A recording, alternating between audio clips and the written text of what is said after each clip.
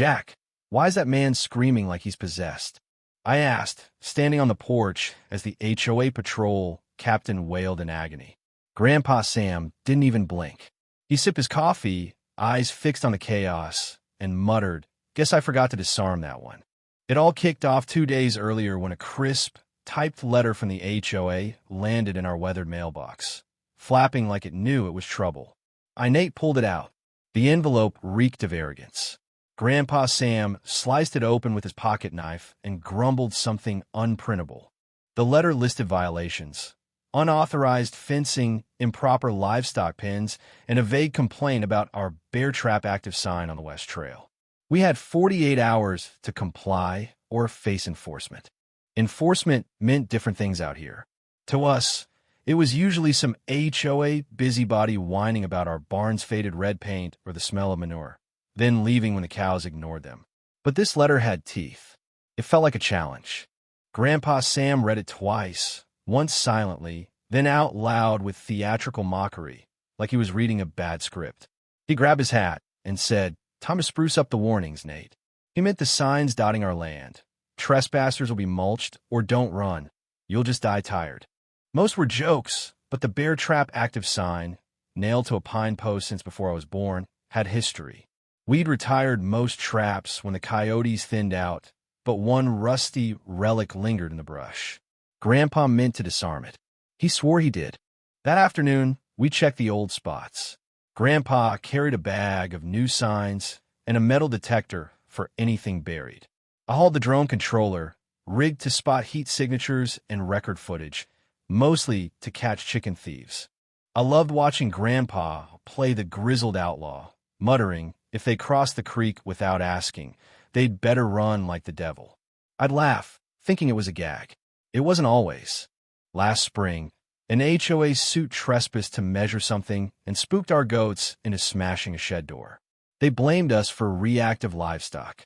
That's when Grandpa dusted off the old traps, just to clean them. He said, "One got left behind, forgotten." On the morning of the showdown, I was flying the drone when I spotted a convoy. 3 shiny HOA carts, white as hospital walls, loaded with orange-vested enforcers. Margaret Voss led them, her voice sharp through the drone's mic, barking orders like a drill sergeant. I sprinted to the house. "Grandpa, they're here," I gasped. He didn't flinch, just lit the kettle and sliced apples like it was any Tuesday. I ran to the gate as they rolled up. Margaret stepped out, clipboard in hand, smirking. "Per subsection 12C, we're inspecting your perimeter for violations," she declared.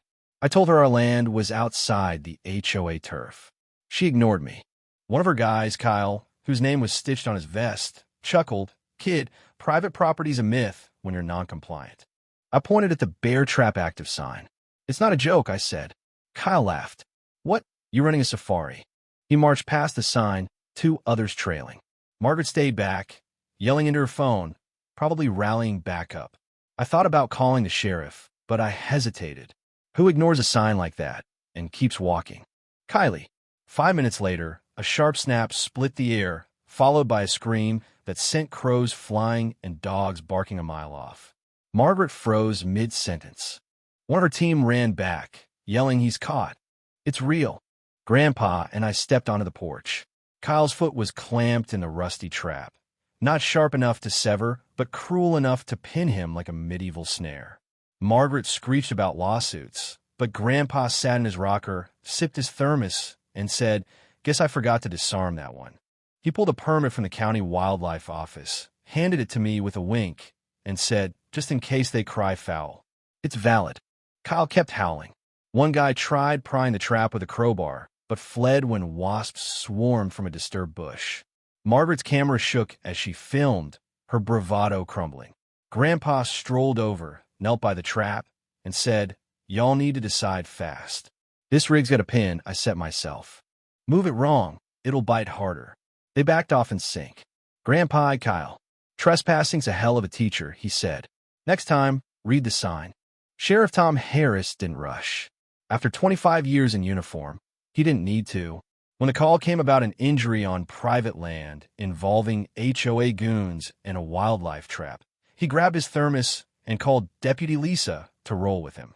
They arrived at a circus, Kyle wailing, Margaret pacing, her team smudged and rattled.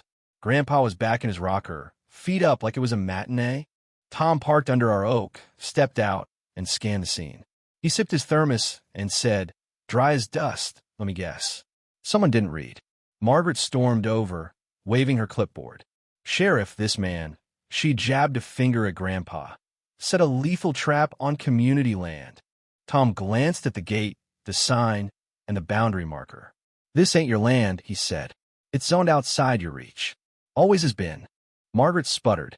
"He trapped my officer." Tom's eyes narrowed. "You crossed the line after seeing that sign?" She huffed. "We have enforcement rights." "No, you don't," he snapped. "Not here." He turned to Grandpa. "Permit?" Grandpa handed it over without standing. Lisa checked it on her tablet. "Valid," she said. "Renewed last year. State signed." Margaret's face cracked. She tried to pivot, muttering about lawyers, but Tom crouched by Kyle. "Model 36 trap," he said. "Banned commercially since '97. You're lucky it's rusted." Grandpa ambled over with a pouch. "Got the key," he said. "The only way to free him without shredding his leg." Margaret protested, but Tom shushed her. "Limb work." Grandpa freed Kyle in 10 seconds. The trap creaked open. Kyle collapsed, gasping. Margaret straightened her jacket and told Tom, "I'm filing charges. This is a dereliction of duty." Tom chuckled cold. "Sue a 74-year-old with legal traps on his land because you trespassed? Go ahead." That drone caught everything. I waved, twisting the knife. Lisa snorted. "That video's viral by sundown." Grandpa handed the trap to Tom. "Evidence?" Tom shook his head. "Hang it on the porch. Might teach the next fool to read." The HOA crew limped to their carts, Margaret's face blank. "This ain't over," she said. Grandpa smiled. "For you, it's just starting." Tom lingered, sharing coffee with Grandpa as the sun sank. "You forget that trap?" he asked. Grandpa shrugged. "Didn't think they'd be dumb enough to step in it." The footage exploded online before supper. I uploaded it to a cloud and sent it to a friend who ran a local blog, the Dust Up Dispatch. By nightfall, the clip, HOA stomping past the sign, the trap snap, Kyle screams, was everywhere, captioned with gems like HOA verses. "Ranch life and signs ain't suggestions." Grandpa's "forgot to disarm" line became t-shirt material. It was funny, but hit deeper. People were fed up with overreach, with petty tyrants in vests acting like kings. Margaret tried damage control at a press conference outside the HOA's strip mall office. In a beige suit, she droned about safety and reckless endangerment, painting Grandpa as a madman and Kyle as a hero.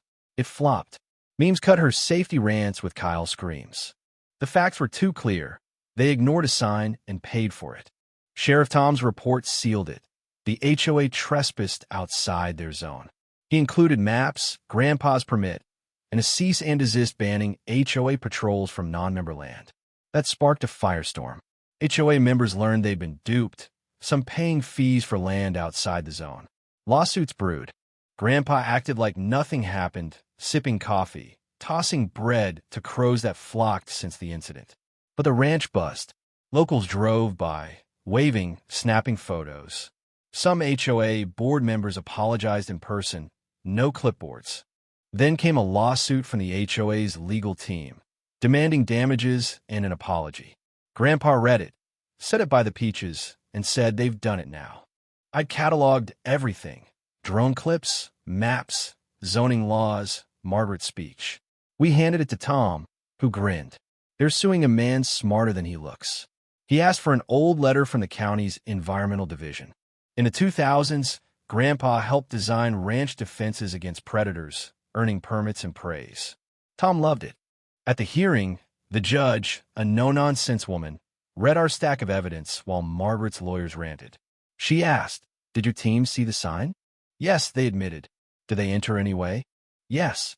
She dismissed the suit, fined the HOA for frivolity, and cited them for trespassing. Margaret froze, speechless. Back home, HOA members petitioned to oust Margaret. Her patrol program was scrapped, vests and carts boxed up. Kyle, now meme famous, quit and worked at a feed store, his limp more shame than injury. His injury claim tanked. The video showed him mocking the sign. The trap hung above our porch. A plaque reading, "He warned you," burned into the wood. We became a symbol. Locals dropped off pies, shook Grandpa's hand. The HOA stayed away. Their new leaders were meek. One morning, a plain cart arrived with 2 nervous recruits, bearing an apology letter and a basket of honey and muffins. I met them at the gate. "You want to apologize?" "Talk to him." They approached Grandpa, who tilted his hat. "Took you long enough," he said. They read a stiff apology, confirming our land's independence. Grandpa sniffed the apple butter. "Tell Miss Clara thanks," he said, dismissing them. As they left, one stepped on a fake trap I'd rigged. It snapped harmlessly, but he screamed. Grandpa roared with laughter. "Keeps folks sharp," he said. That night, Tom brought donuts and chatted with Grandpa about raccoons, not lawsuits. He noted other ranchers wanted traps like ours. Grandpa smirked. "It's not the trap. It's ignoring the warning that bites." I built a drone alarm, blasting her on bear trap land, with lights and fake fines. Grandpa loved it, laughing till he sat down. The HOA never returned. Our sign stayed up, and the story spread. The old man, the trap, the fools who didn't listen. Grandpa said it best, rocking as the sun set. "It's not about being mean. It's about the line. Cross it, and you learn why it's there." What do you think? Was Grandpa's trap justice or too far? Is the HOA's overreach a small injustice or a sign of bigger issues? Share your take in the comments. Let's hear your stand on violence and fairness in everyday battles.